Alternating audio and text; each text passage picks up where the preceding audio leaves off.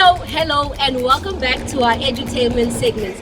First things first, thank you so much for submitting your questions on all your DIY projects around the home. Keep them coming and we'll handle them bit by bit. Today, we're going to be talking about, how about you stay tuned and find out what we'll be talking about.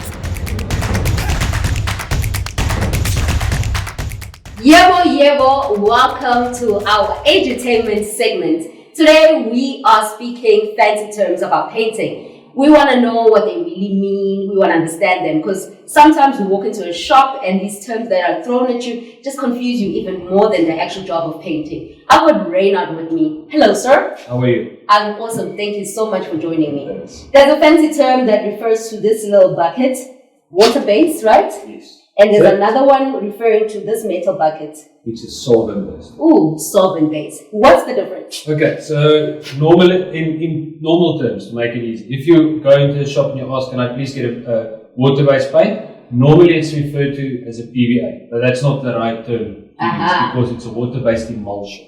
Okay. So that's why we call it a water-based coating. And then if people want a solvent-based product, they refer to it as enamel, because that's the olden term for it. So you can still use the term enamel, but you also have to be careful because you get water-based enamels and solvent-based. Oh my gosh, what a mouthful. So if I'm going for the water-based type of paint, what type of job am I looking at? Can I maybe approach it in that manner? Yes, you can. So water-based is a versatile coating. So you can use it on your walls, ceiling, floors. You get floor paint, which is water-based as well. And you can even paint on metal, like your carports or anything like that. Whereas your enamel is a more industrial coating, so that's more hard wearing. So that's for your window frames, door frames, doors, carports, anything outside which is exposed. Okay, I gotcha. So now that also means that when I am painting with this particular product, one takes longer than the other. There are icons that say that. Please just drive me through it in comparison. Cool. So if you look at a water-based coating, it's a water-based coating, so it dries quicker.